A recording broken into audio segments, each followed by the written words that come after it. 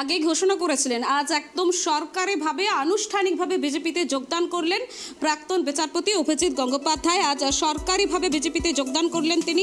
কলকাতা হাইকোর্টের প্রাক্তন বিচারপতি বৃহস্পতিবার সকালেই তাকে বাড়িতে আনতে যান বিজেপির বিধায়ক অগ্নিমিত্রা পাল, সজল ঘোষ, তমগ্ন ঘোষেরা। এজলাসের গণ্ডি ছাড়িয়ে একদম রাজনীতিতে যোগ দিয়ে নাম না করে রাজ্যের শাসক দলকে ফের দুর্নীতিগ্রস্ত সরকার বলে কড়া ভাষায় আক্রমণ করলেন তিনি। এই বিষয়ে আমরা বিস্তারিত জানবো। আমাদের ফোন কলে রয়েছে আমাদের রিপোর্টার ত্রয়ন। ত্রয়ন, কি আপডেট আছে? আজকে অভিজিৎ গঙ্গোপাধ্যায় জয়েন করলেন সরকারিভাবে।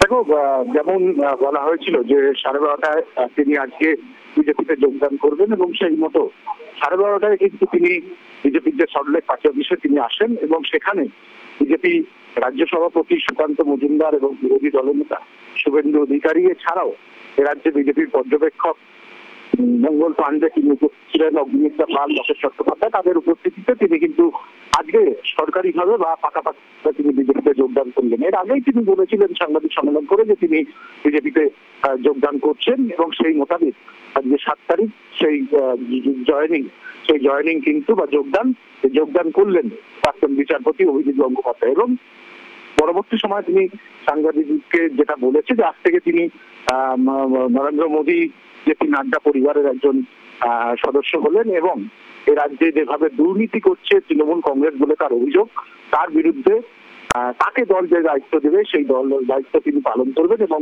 সেই লড়াই তিনি চালিয়ে যাবেন এবং আগামী দিনে 2024-এর নির্বাচনে একটা ক্ষেত্র প্রস্তুত করা, লোকসভা নির্বাচনে একটা ক্ষেত্র এমন ভাবে প্রস্তুত করা সেটা আসন সংখ্যার নিরিখে হোক এবং সাধারণ মানুষের মধ্যে বিজেপির যে বার্তা সেই বার্তা নিয়ে যাওয়ার বিষয় হোক, সেটা এতটাই মজবুত করে তোলার একটা চেষ্টা তিনি করবেন তার দিক থেকে, যাতে 2026-এ তৃণমূল কংগ্রেস সরকারকে উৎখাত করা যায় রাজ্য থেকে।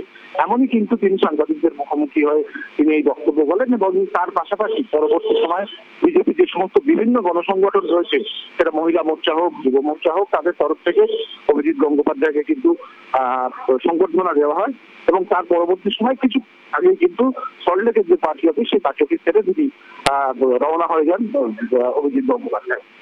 সুষমা। ধন্যবাদ রয়। একদম এমনটাই যেমনটা জানা গেল আজকের সকাল থেকেই একদম বিজেপির যারা রয়েছেন কর্তা ব্যক্তিরা তারা সকাল থেকেই ফুল মালা নিয়ে একদম পৌঁছে যান অভিজিৎ গঙ্গোপাধ্যায়কে সল্টলেকের বাড়ি থেকে নিয়ে আসেন এবং একদম বিজেপিতে যোগদান করলেন। সঙ্গে ছিলেন সুকান্ত মজুমদার, শুভেন্দু অধিকারী, সকলেই